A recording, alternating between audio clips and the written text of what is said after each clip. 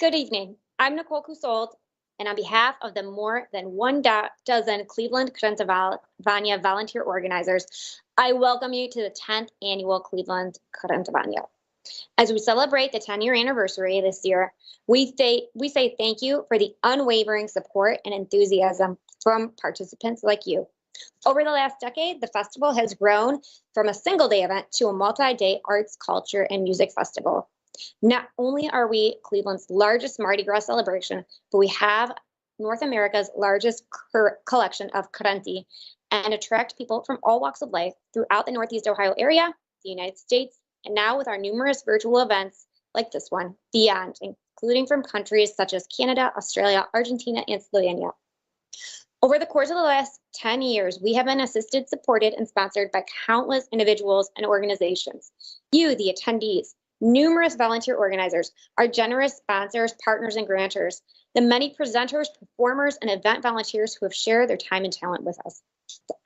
Everyone who has graciously supported us with your participation in the festival in any number of capabilities over the last 10 years, we say, Hvala lijepa. Thank you very much.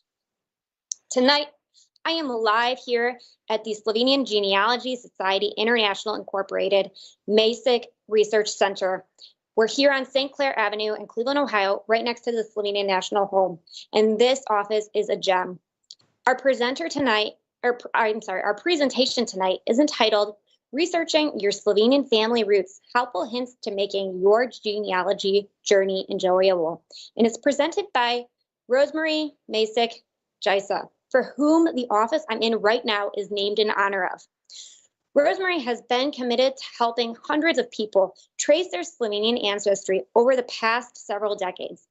She provides to us a tremendous example of the steadfast, committed volunteerism that continues to make a lasting impact on the Slovenian American community.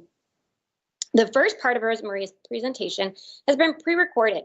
In her presentation, she will start by establishing some basic guidelines, including those related to the Slovenian language and geography of the country to utilize during your genealogy search. She will then move into into the many ways of finding information to develop your family tree. After the recorded presentation is over, we'll regroup with her live as she answers your questions and comments. While you're watching the presentation, I invite you to submit your questions and comments using the comment feature on our YouTube and Facebook live streams. Now, let's go ahead and meet Rosemary.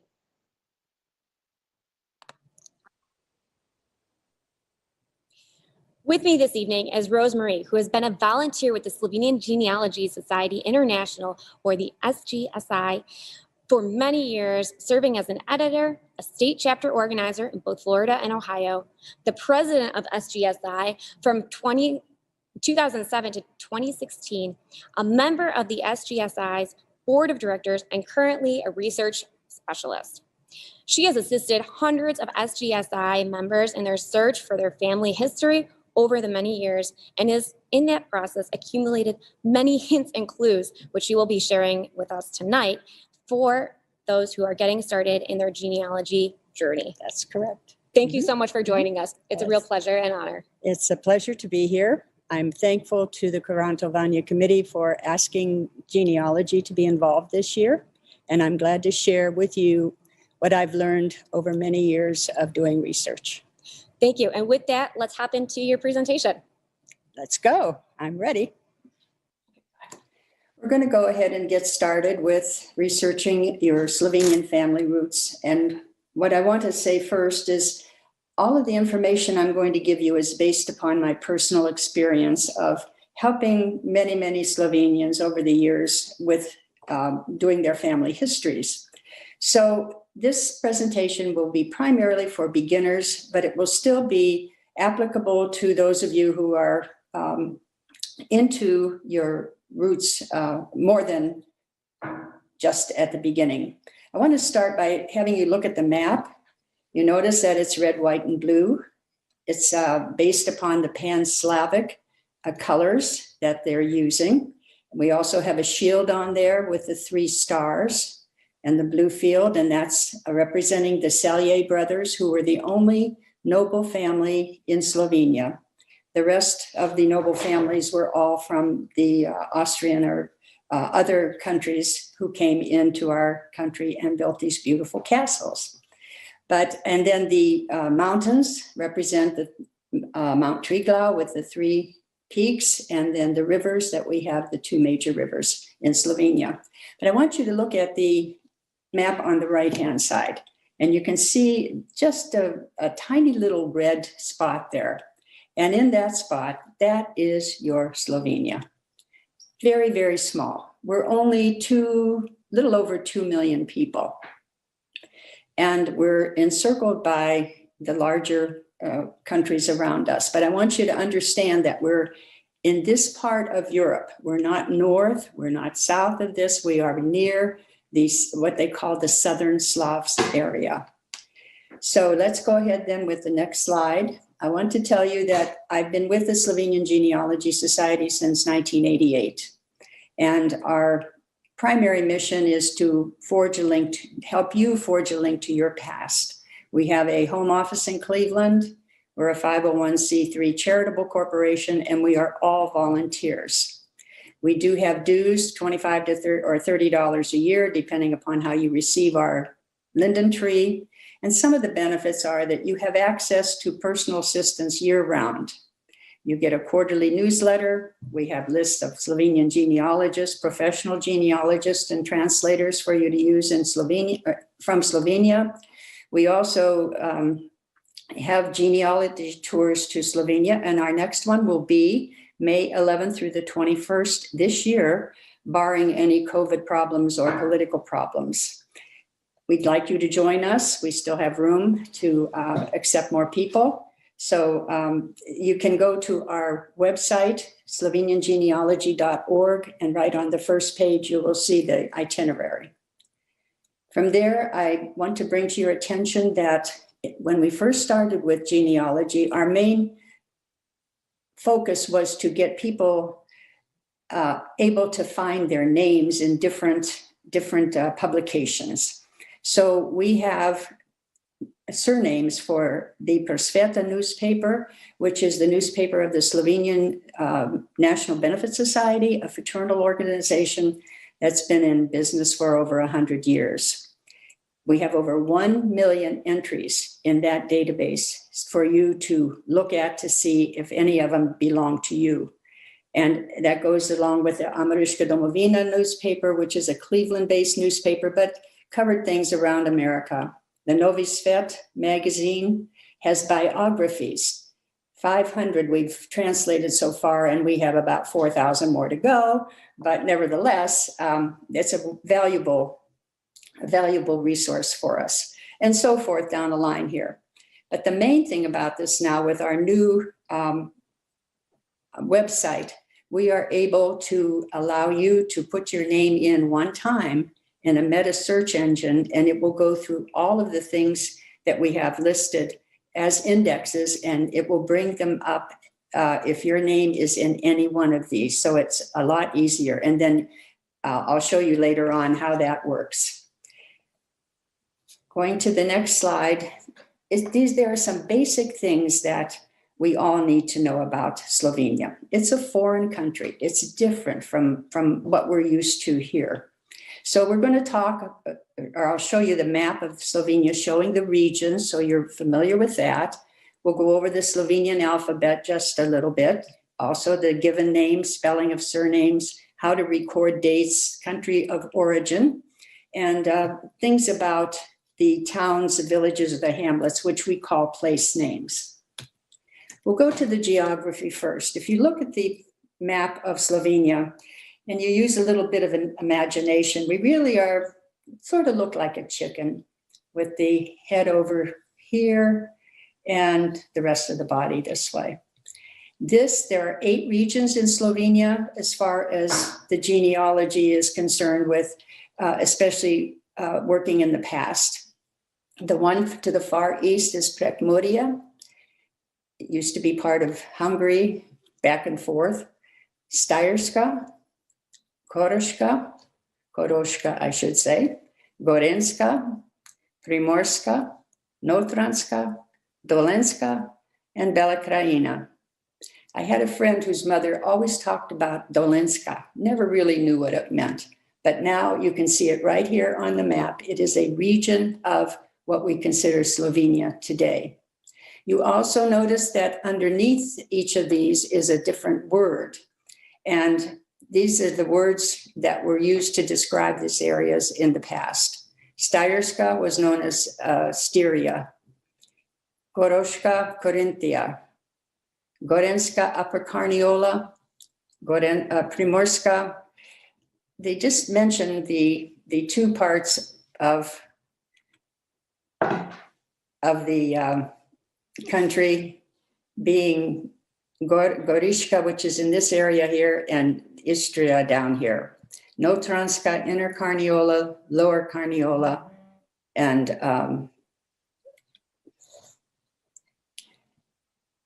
Bela Krajina. Okay, so you won't remember those words exactly, but they will come up again, and I'll explain that. Next, we go to the Slovenian alphabet.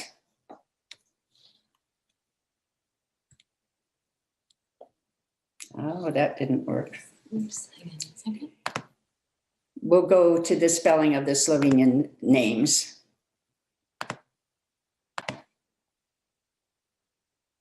Okay, we found the Slovenian alphabet. Good.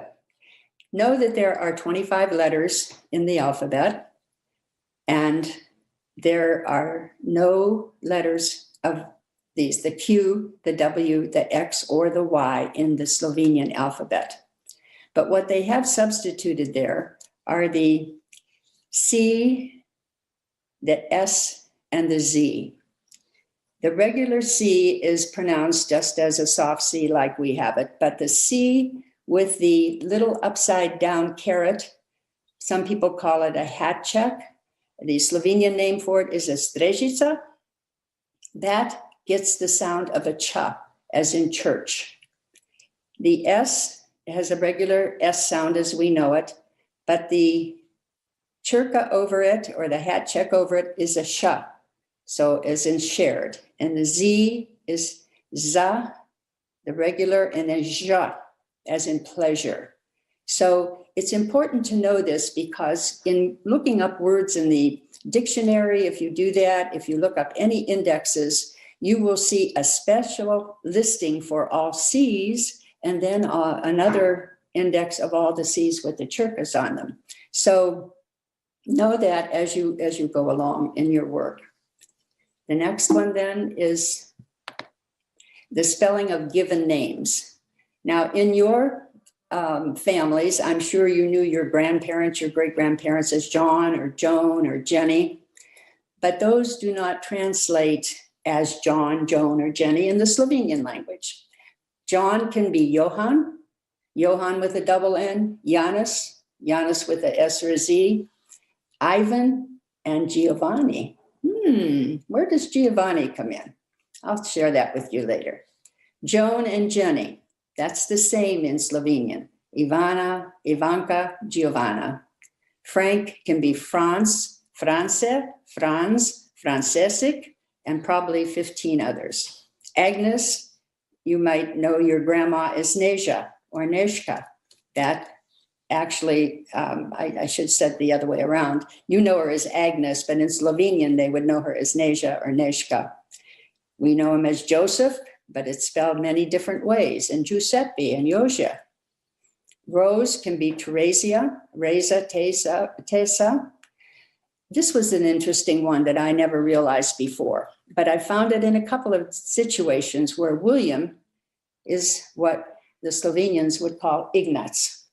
So that was different, for me. So there's Mary would be Maria, Mara, Maritza, Mitzi, Mimi, Marcy, many different names. Matthew, Matiusz, Matias, Mateo.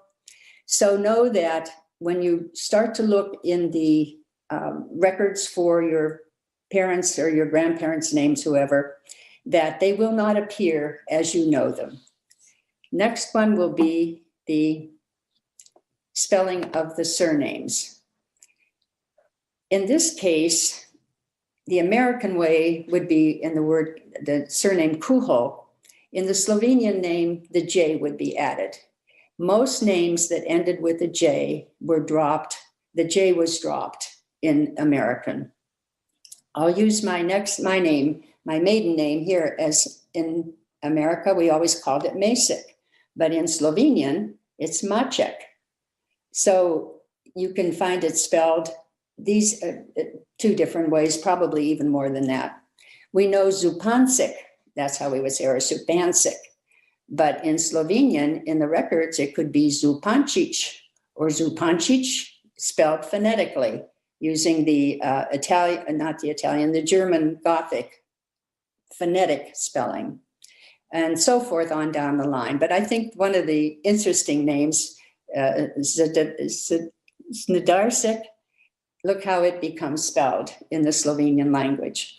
My hint here would be that whenever you run into your name spelled differently from how you have spelled them, you will see this in the registers when you do some more advanced research. Use the spelling that you see in the book. That way, that will tell your people, your children, your grandchildren, whoever, that the name was spelled differently as the time went on. The next one then would be the dates. In Europe or in America, let's say, when we say it's June 24th, 2022, well, we say we record it as June 24th, but in Slovenia and actually in Europe, they do it just the opposite. They do the 24th of June 2022, which is easy to understand here. But the confusion starts here is when you find abbreviated 3/7/2012. Is it the March the 7th, or is it the 7th or the 3rd of July?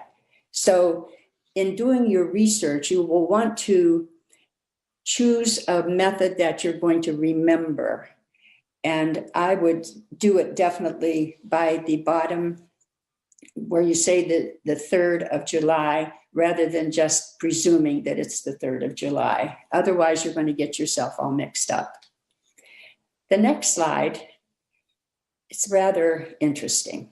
Where are my roots? Where is my country of origin? When you look at a lot of the papers, the ship's manifest, things like that, it will say that your origin is Austria. The Slovenians are from Austria, but I thought I was Slovenian. Yes, you are Slovenian, but that during the time, you have to know the history of Slovenia to know why your papers could say you're from Austria. You could also be from Italy. You could also say, the papers say you're from Hungary. You could be from Yugoslavia. You could be from the Kingdom of the Serbs, the Croats, and the Slovenes. But you won't find that you were from Slovenia, because Slovenia didn't become a country of its own until 1991. What's your nationality? You're going to find this in the ship's manifests. But am I Slovenian? Well, sometimes you're lucky enough and they'll say that, but it's more that you're going to find this word, Carniolan, upper Carniolan, inner Carniolan, lower Carniolan. They might even say that you're Granish, which I think is an abbreviation for being from the Kran area of Slovenia. Or Krain, you see this word a lot, Krain. That really does mean Slovenia. It doesn't mean Kranj, the city of Kran. It's Krain, and it means Slovenian. And you could even be, your nationality could be Italian or Hungarian, depending upon where your ancestors were born. But be aware of that, because also, one of the things that's happened at the research center here, we have people come in and say, we're not sure whether we're Slovenian or are we Slovak or are we Czech, whatever. And we get mixed up a lot. And so we have a resource with, it's probably 3 inches thick with every Slovenian surname in it. And we can check in there always to see whether you really are Slovenian or you're Slovak. Now it comes to the name of your towns. In some of the research that you will do, you're going to find that it says that your family was from Laibach. That really means Ljubljana. Laibach is the German name for Ljubljana through time. The Latin name was Emona. If you were from Novo Mesto, it would say Rudolfsworth. And you think, what is that? That's not where we're from, but it is Novo Mesto. Tui, interestingly, has a Latin name that they refer to it as Poetovia. Kran is the German name Kranberg. Kamnik, Stein. Seisenberg is the current Zugenberg. Bled was called Veldes. And Koper was called Goffers, but it still maintains the name of Copadistria. That is one of the towns that is on the border of Slovenia and Italy. And they use both names, the Slovenian names on their road signs, as well as the Italian names. Place names, town names, you have to be very, very careful, especially if they're dealing with, when you're dealing with the ends of the words. This word is the root word, meaning lower. But depending upon the case of the word coming after it, it can end in an A, it can end in an E, it can end in an I. The same with the word Zagornia, A, E, and the I.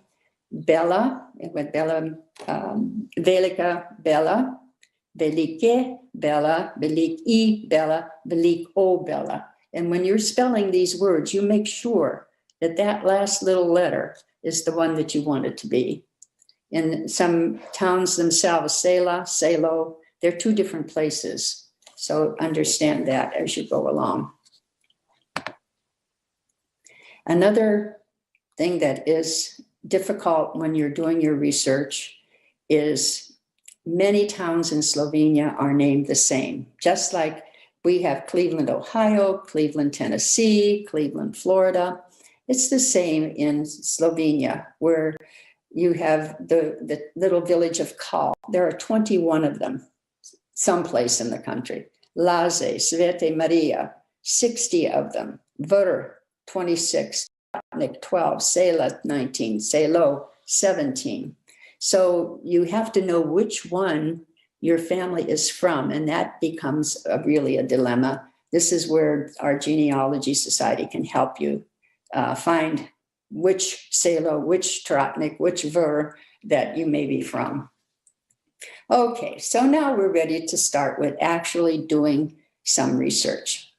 And the main thing here is you want to have just the facts. You don't want to take the information that you find on the internet in these like Ancestry.com or the places where people have submitted their family trees. Don't take for granted that the facts are really the facts. You would be best if you want to follow along what they say. I would go ahead and still double check to make sure that the dates of birth and the towns that they're from are really the towns that they are. So we're going to tell you how to go to these places so that you have the right information. If you're just beginning, I suggest that you focus on doing what we call a pedigree chart. That means that you're going to start with yourself down here with you and your spouse, and then go to your parents, and then to your grandparents, your great-grandparents, and your great-great-grandparents. Go in a line. At this point, when you're beginning, if you start adding, you want to know the brothers and sisters of all of these different people, I can guarantee you're going to get mixed up.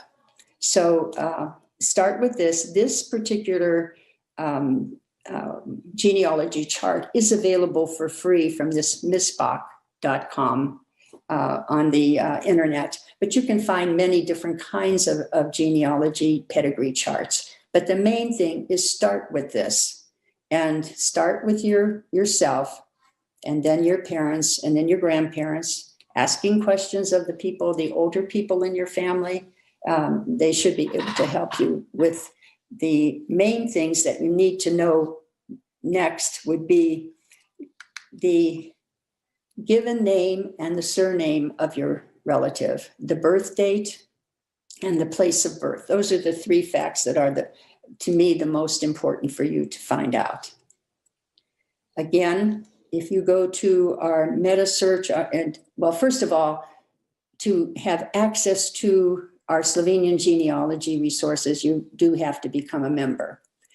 And once you're a member, then you get yourself your own password, and then you can get into these search engines. And all of these here, in Novi Svet, I have an example.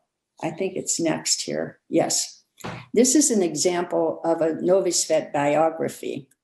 If you were to go to this as your very first reference of see if my family's name is in this index, look at all the information that you could find here. You could find their names, where they were born, and look at this. It's saying that it's a house. In Slovenia, when a house is built, it acquires the name of the owner. And in this case, it's either Mariet or Marieta. It's not Marietov, because in the Slovenian language, it isn't the Marieta house, it's the house of Marieta. So it's the object of a preposition, so the ending of the word changes. But you get to know the house. Why is it important to have a house name? When you do research, if you decide to go to Slovenia and you want to see where your family is from, you go to the village. And you have to remember these villages were small. And there were many, probably several houses whose surnames were the same. But if you knew that your house name for the Kozars was the Marieta house, or the Mariatovno house, the people in the village would be able to guide you to that house. Okay. In this case, he was born in Sodražica, or Sodražica, near Ribnica. And it's in Dolenska. So you know he's in the middle part of Slovenia. He came to America 1895. His wife is Teresa, her maiden name, Gachnik. She was born in this house in the village of Gornje Laze in the same parish. This has given you a lot of information. The house and the village and all. But this right here, the Sodražica parish, it's not a parish like we consider, at least this is the way I always thought it. My church, St. Rose and Gerard, was my parish. But in Slovenia, the parish is more of the diocese, where all the churches in that area are members of that parish. But they call it an občina. They can call it a župnika. They can call it, there's one other name beside parish. But it's not the church. It's the whole group. And this is what you need to know when you order certificates from the archives in Slovenia. In this case, they were married in 1895. Now that tells you that their marriage record then would be found in Slovenia, not in America. But again, if you're lucky enough to have your biography in our index, you've solved a lot of problems right here. We've only got about 500 of these, like I mentioned before, that are already translated. But if you call us, and we have the actual magazines that we can look at, this Novi Svet magazine was a magazine of the different, it always focused in on one community of Slovenians in America, more than you would ever realize. You think of Cleveland and Pittsburgh and Chicago and Joliet as the primary places. Yes, they were. But there are places in here, in this Novi Svet, Lorain, Ohio, West Point, Ohio, out west, the different places in Montana and that. So give us a call and we can look in those to see if your name is there. We'll go on to the next one now. This is the Prosveta index. This is what a newspaper index looks like. If you go down here to Rosemary, in my case, I'm in the January, here we go again. This now is an American way of doing it. I'm in the January 7th, 1948 edition of the Prosveta on page 7 and column 1. You will find my name there in some kind of an article. Now, we have this index is index for the years 1916 through 1948, so that you can actually go yourself to the library called the NUK, the National and University Library of Slovenia. They have digitized these issues of the Prosveta, and you can go in there and actually pull up this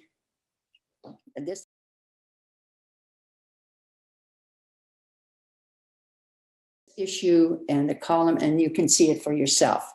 A lot of the first issues of Prosveta are in the Slovenian language, so you do have to copy it and put it into a Google. But in this, you can see that here for Robert Masick, when that number represents his age when he died. So this could be an obituary. This probably is an obituary. In this case, the actual years that she was born and died are here. So this would be another obituary. And in some of the obituaries, it's just a little note that they passed away. But in others, the references will be like an ad in the newspaper, and they'll list all the relatives and all of that, which is a wonderful place for you to be able to find a lot of information. Another thing that if it's mentioned, it will give the maiden name of the wife in this case. Her married name was Miss Sarah, but her Slovenian birth name was Gerdina. So this is what an index is. And we have the indexes of several different things. Some of them, if you have a P at the end, it means that there's a photo in there, and it just gives you a lot more information. Okay, next we will go to, we have Mike Zakrajcik, one of our members, has done a graves database of 167 cemeteries. He looked at 2,800 graves and has over 40,000 photos. And you can search by surname here. We're in the process of launching a new website in the very near future. This is a separate index right now, and a separate way that you have to deal with it on our website. I'm not sure it will ever be in our meta search, but there is a way for you to find this with very detailed information. So it's again, and what will you find? You only need a surname in these cases, and it will then give you the cemeteries and the graves, and you can call us or email us and ask for the photos, and we can get that for you. Okay, on to the next one. Online genealogy resources that I use a lot. I use familysearch.org, which is free, and I use Ancestry. Oh, and that should be ancestry.com. Erase that out of there. That's wrong. But it is ancestry.com, and that's a subscription. But you can go to your local library. They almost always will have a copy of that you can use for free. And there are times during the year when Ancestry allows you to go in free of charge also to look up things. So be aware of that. Next, the ship's manifest. This really has a lot of information that you can find if you can read it. The ship's manifests were filled out in Slovenia before the people got on the ship. Before 1893, there were only 7 to 14 columns in the manifest, and they really are difficult to read and not much help. From 1893 to 1906, they started more with the 22 columns, and there's a lot of information. These are all one page, and that's the secret here. After 1906, or beginning in 1907 through the rest of the time, the ship's manifest consists of 2 pages, not just one, but 2. And we'll go on here to the next. Okay. These are the things that are natural in all of them, where they ask you your nationality, your country of last principal residence, the race or the people. They really mean your ethnicity there. Your last residence in Slovenia, the person. And in this case, the last residence will give you possibly the name of the mother of that fellow or lady who is emigrating. And it oftentimes gives you the house number of the town where they are, the village where they lived. Very, very good information. Where they're going, their final destination. And a lot of times it's most of the time it's a relative, but it can be a friend. You can see many times people travel together and they were going to see the same friend as the person sponsoring them in America.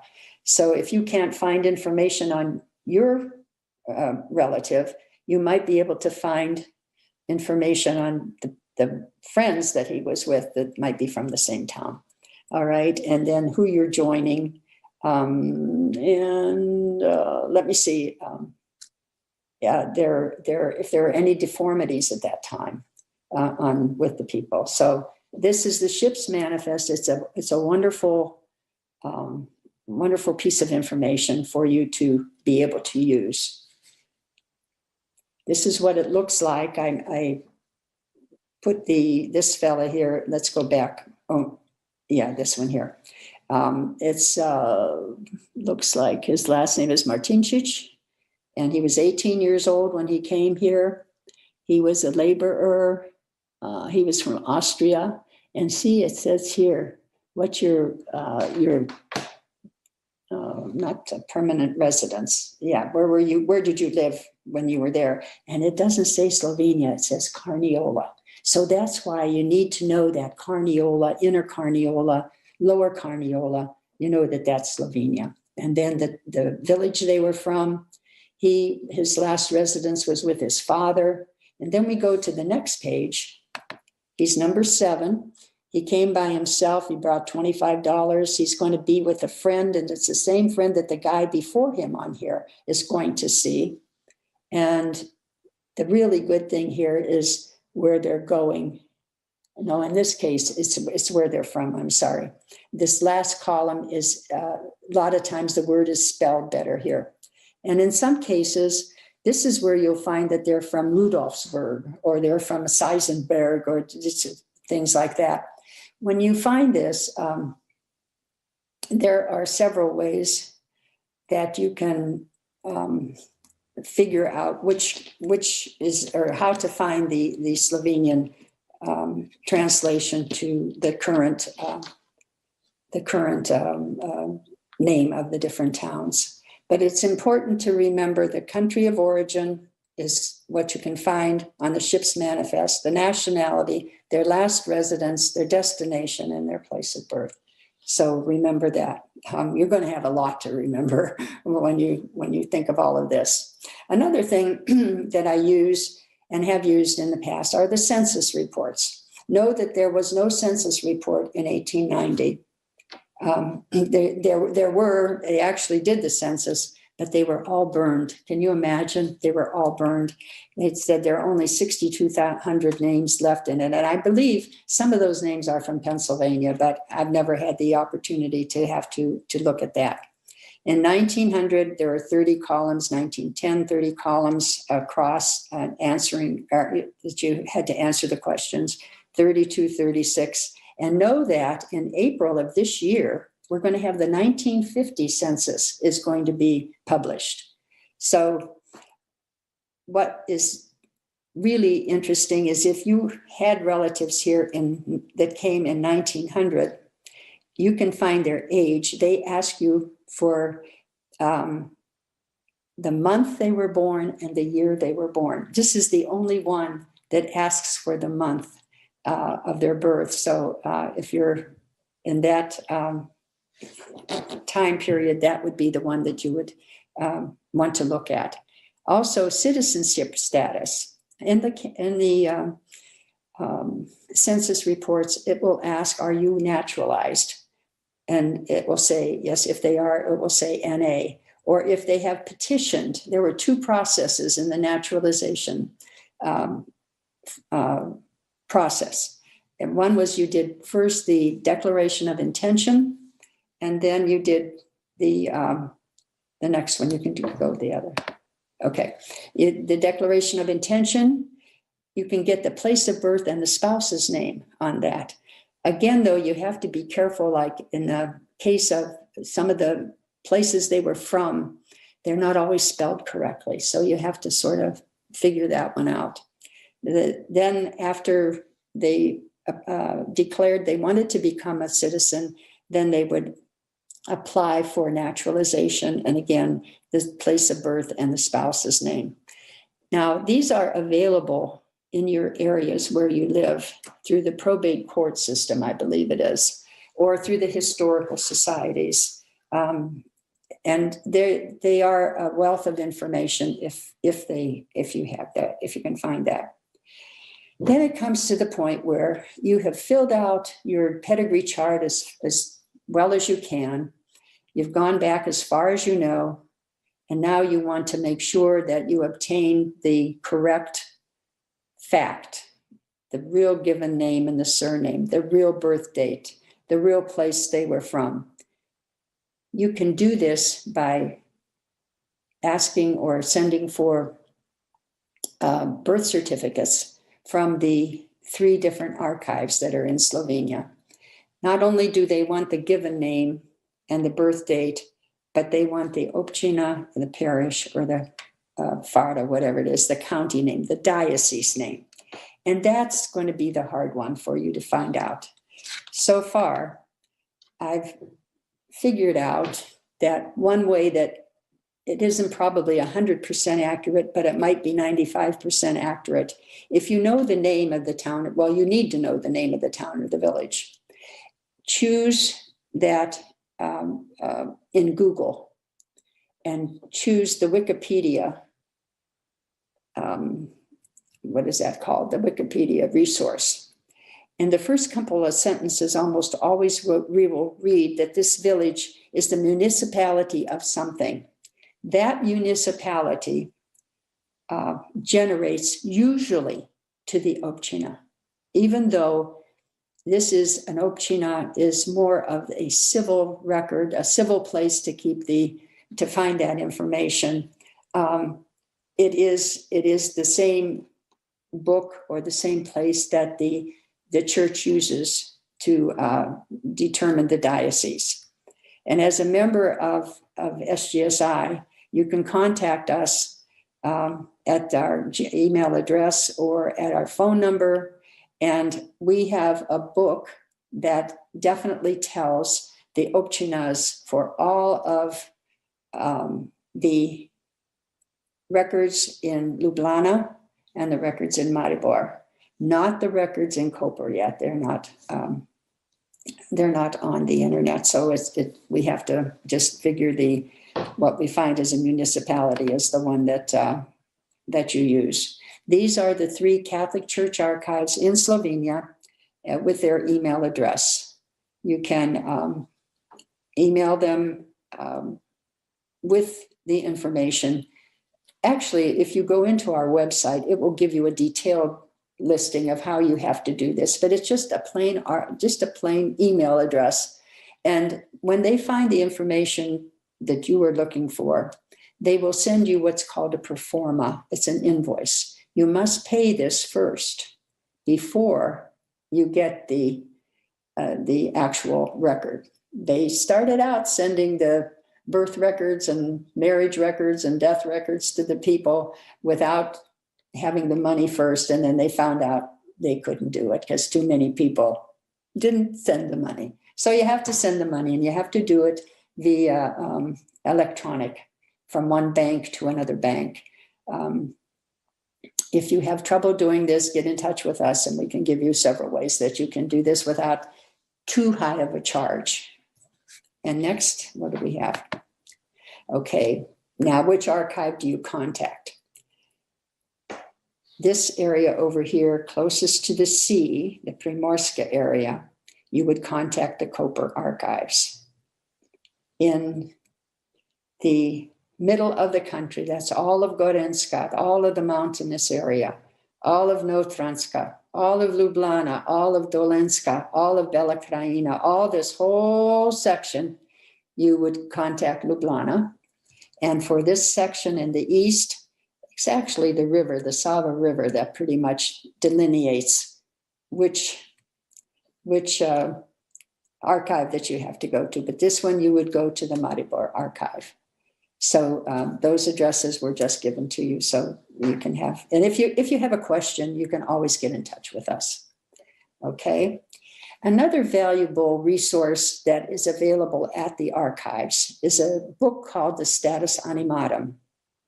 It's an unofficial register maintained by the priest of that archive, of that area. This is when you're ready to begin trying to find out the brothers and sisters of your grandpa or of your great grandpa, because it lists all the people in a village by the name of their house, by the number of their house. So if you go to the next, okay, this is oh dear.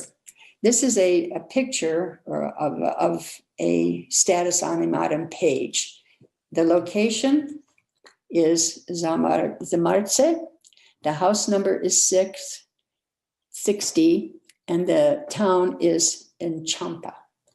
Okay, and it lists the people who were born there, the parents here, and the name, the year they were born, and then their two children. Then it comes down here, the next generation. This is Andreas, this is the son here, and his wife, and then all the children who were born of his marriage. And again, this is not an official record, but you can write and ask the archives if they have a Status Animatum for your particular village. If they do, you can ask for a family history. It will cost you a little bit more. I think it's 15 euros for this. It's 7 euros for any of the certificates that you get. But you can see I'm sorry that I'm doing that. I'm hitting the computer wrong. But the priest took a record of their, did they make their first communion? Did they make their confirmation? Did they go to church at least once a year? And all that kind of thing. It's just a local thing. Also in here, very often, you will see, and I don't see any on this one, you'll see a cross by the name, just a handwritten cross. That means that the person passed away. And also I've seen them where they give the information about this young man was in the army, and when he joined the army, and when they got married, sometimes it's in here too. So this is really a good source of information, but you would have to write to the archives, each archive, or the one that is where your family is from. All right, we'll go to the next. The other new things on the horizon, the Catholic Church records from Slovenia, those that are from the archives from Ljubljana and Maribor are now on the internet. They just came on this past year, first time. And it would take probably 2 or 3 webinars to show you how to do this. The main thing, or some of the main things are that you have different languages in the registers. From the beginning, the middle of the 1700s, the monarch from the Habsburgs required that the churches start taking official records of births. And these were, let me say what I want to say here. The main thing, once you find your family's name in a register, is to pay attention to the house number, whether it's a birth record, a marriage record, or a death record. It will always have the number of the house. And when you start to look through the pages and you're looking for your family's name, it's difficult because that's what I was going to say before, from the middle of the 1700s to the middle of the 1800s, everything was written in Latin. From the middle of the 1800s to, I can't say that's not correct. The first language that was used was Latin. Then the second language that is used, and which you will do a lot of research in, the language is unfortunately in Gothic German. There are many different alphabets for that. So you almost have to get help from a professional genealogist in Slovenia. Maybe something will be worked out in the future that somebody will be really good at it, or it might be a way to do it, but that is the most difficult part. And then from the 1850s on, the language would be in Slovene, which would make it a lot easier for you. Okay. Another thing that's so popular right now is having your DNA done. And again, this, you can have it done and then put your information into Ancestry, into all these different genealogy sites. But I wanted to bring your attention to a site in Slovenia under the auspices of the Slovenian Genealogy Society in Slovenia, and it's called the SRD there. And I've given you the email or the website address at the bottom here. It's just for Slovenians, and I think they have over 200 people in it thus far. They just started this a couple of years ago. But it would be another thing that as you get through your genealogy journey, you'll want to know this. And if you already have done your DNA and you're getting reports that you have so many people who are now you're related to your third great grandfather or your third great grandparents, know that when you have these relationships, that when there's just you and your parents, you have two sets of grandparents. But when your next level goes up, you have four sets of grandparents. Then the next level, the next great grandfather, you have 8, and then you have 16. By the time you're in the third or fourth great grandfathers, you have like 64 different grandparents in there. So you almost have to have the genealogy that goes along with the DNA to know how to actually find who these people are. And I think that the DNA people that have this now, they're getting more sophisticated and probably can be able to tell you just exactly who you are related to. I'm not sure, but it is something on the horizon. It's very, very exciting. And once you find your relatives in Slovenia, whether it's through DNA or whether it's you get on the telephone and try to call them through a telephone book that's online, the Slovene telephone book is online. Know that if you put your name in and you have a C, an S, or a Z in your name, it could have been that one with the churka on top. And in place of typing, like in my name, M-A-C-E-K, I would type in M-A?E-K. They use the question mark as the, what would you call it? The same as if it were one of those letters. Okay, let's go one more. Okay, in conclusion, finally, I'm coming to the end. I have no idea how long I've been here, but the field of genealogy has just grown so fast. And there are so many things out there that you can look at. It becomes overwhelming.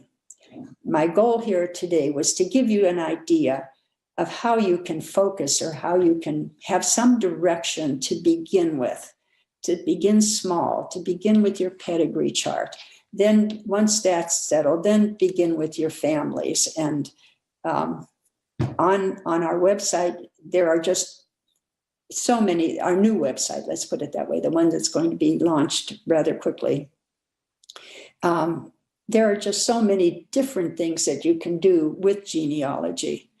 But again, I would urge you to start with the basics, expand your research as you go along, and remember to always keep to the facts. With that, this ends my information to you. I hope you've learned a little bit. There's a lot in here that you can, probably way too much to remember. But I guess this is going to be available on Facebook and YouTube. And I know it will be available through our SGI. We'll have a link to this also. So I wish you a lot of luck. I wish that you will be intelligent enough to know that we're here to help you. And we do our best to do that, the Slovenian Genealogy Society International. With that, we will go on to the next portion, the question and answers session. Thank you.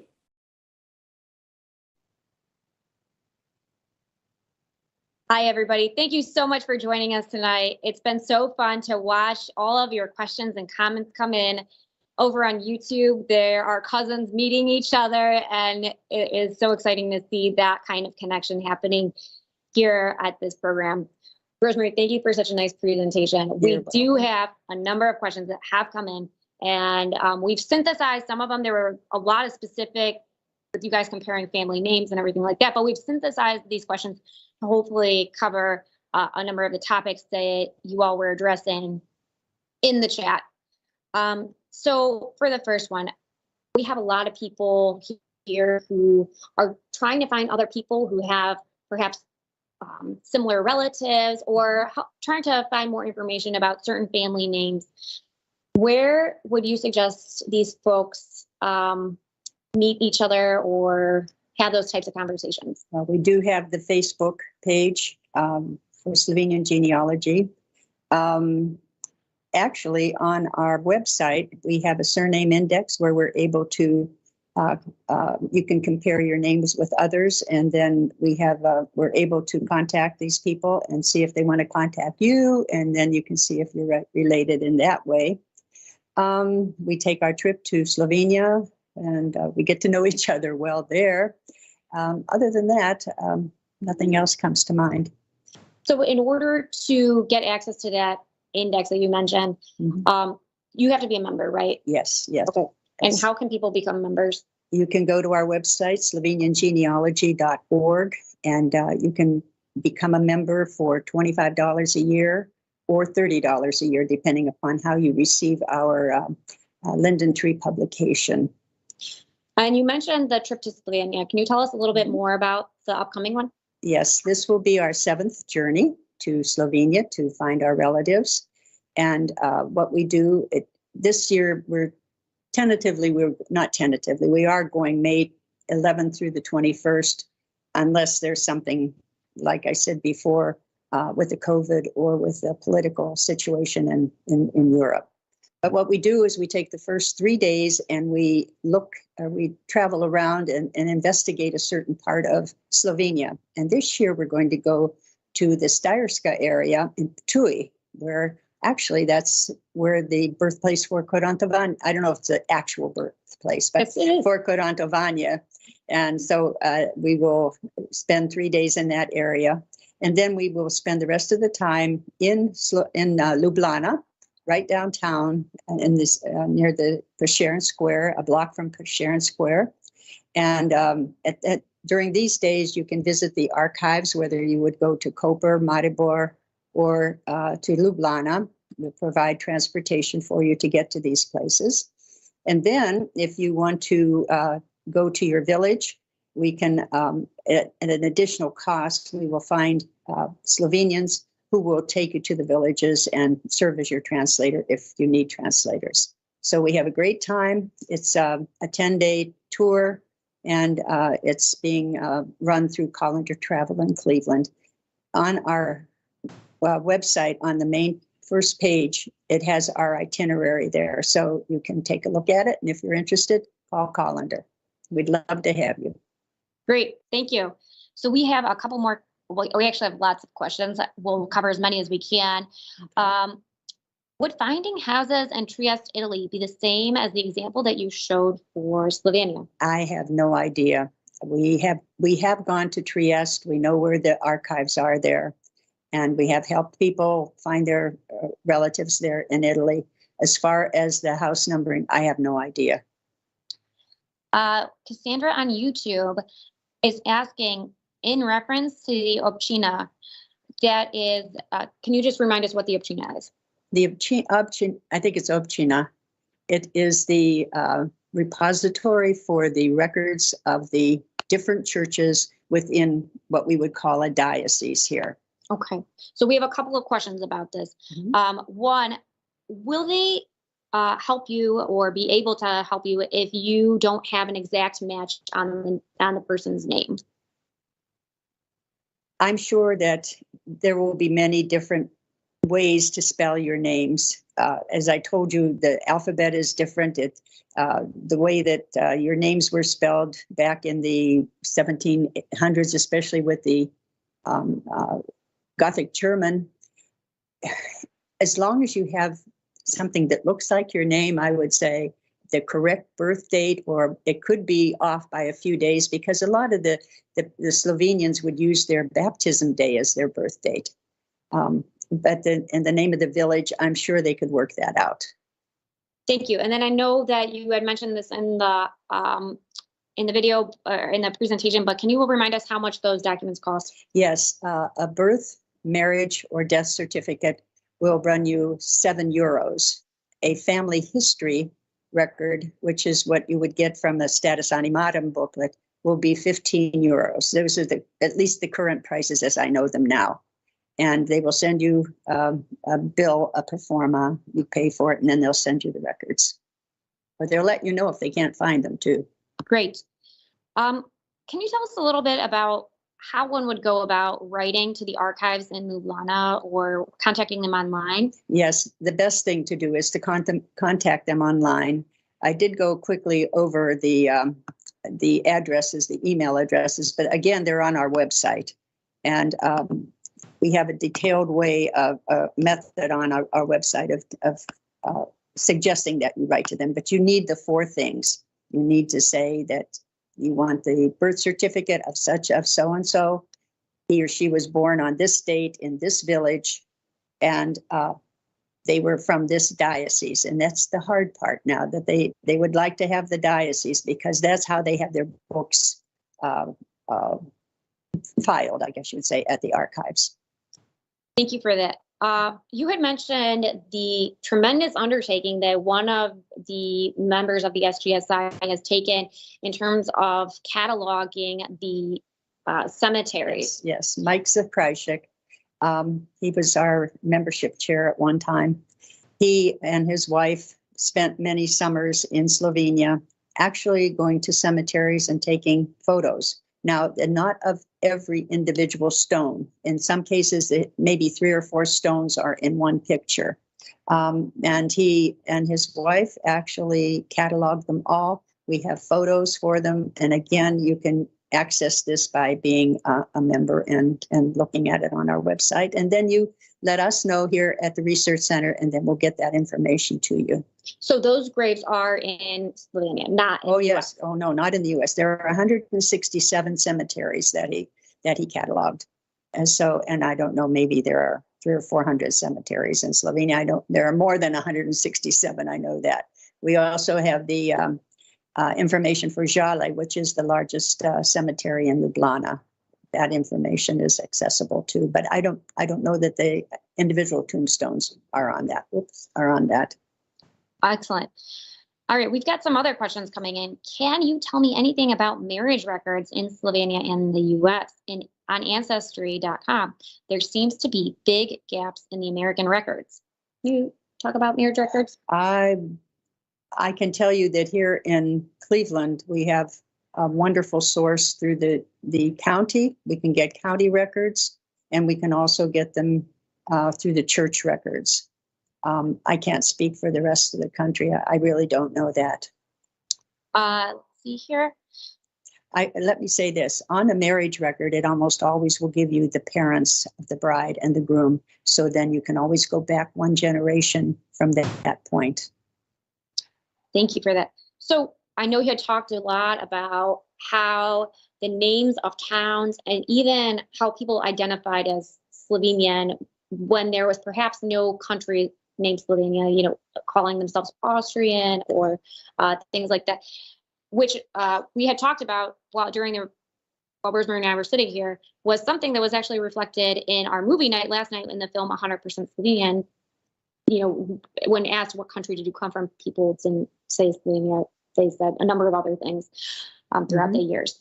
In regards to that, where are we going with this?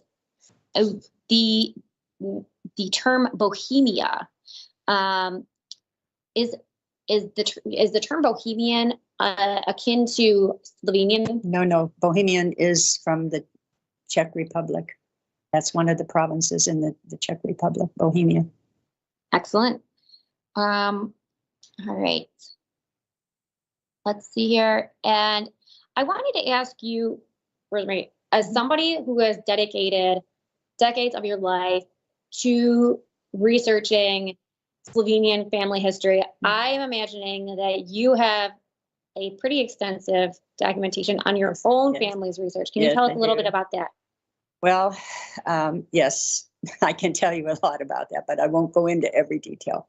Right now, working with the Slovenian Genealogy Society from Slovenia, I'm related to over 20,000 people. And I think the last letter that I got was, we have you related to over 50,000. Now, what does that mean? Really, probably nothing. But the fact is, I've been able to go back to 1626 with my 9th or 10th grandparents.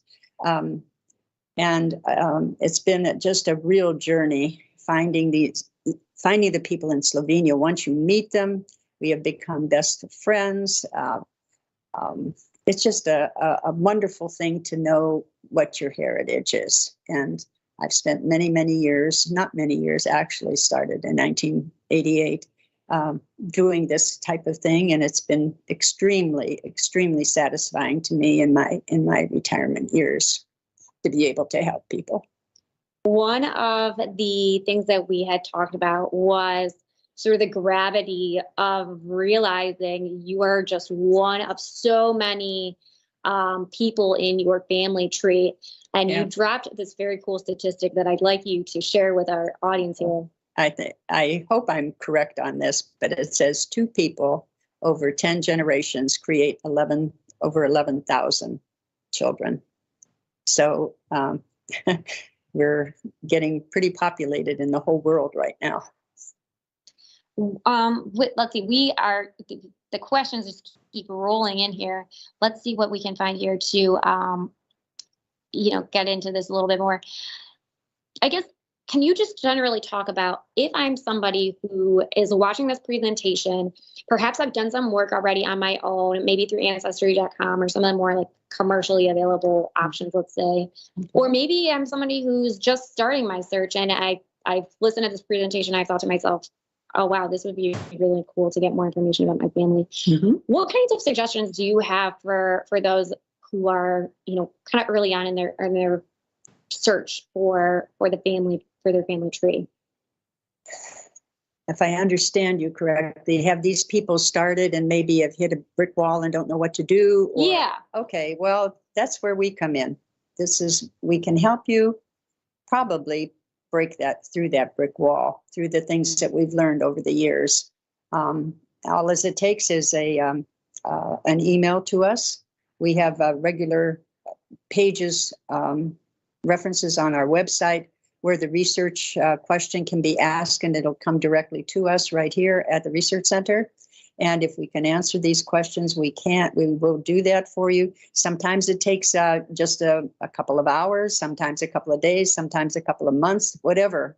And when it is long, make sure you call us back and say, hey, what are you doing with this? But we get a lot of requests, and we're don't have that many volunteers right now who are doing the research part of it. So you'll have to be a little patient with us. But definitely, if you have any questions at all, please get in touch with us. We can probably solve your problem more quickly than you would be able to do it on your own. Awesome. Okay. Is there anything else that you'd like to add here for all the people? And I know we have so many questions here. I think we've tried to, at a high level, address a lot of them. Some people are asking for, reviewing the material. I do want to remind everybody that this session will remain recorded and available after today on YouTube and Facebook. So they're free to revisit this, and of course, free to contact the Genealogy Society as well. And I think one thing that we've been talking about on our board is that we need to start doing some webinars. We could probably do a webinar on about 30 things, on each thing that I talked about with you this evening. So hopefully that will be coming in the near future. Let me just say, while in the short time that we have been sitting here, Rosemary already pulled out a book from my own grandfather's village, and we were going through that and seeing pictures of people who lived in that area and time. So these books behind us, there are numerous, and they're not just for decorative purposes. No, actually, we have books from different areas. One of them in particular is if you're from Jiri, which is just a little bit west of Ljubljana.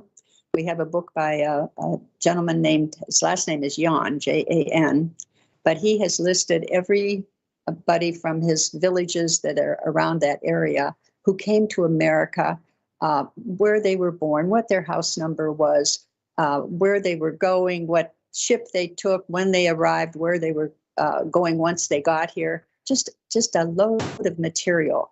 If your family is from anywhere around the Lake Serpnica area in Notranska, we have 2 books that give the histories of the houses, the name of the house, and all the people who were born in that house, and not, I won't say all of them, like from 1600, no, but recent, within the last 150 years, that's recent. It's just a lot of information that we have here.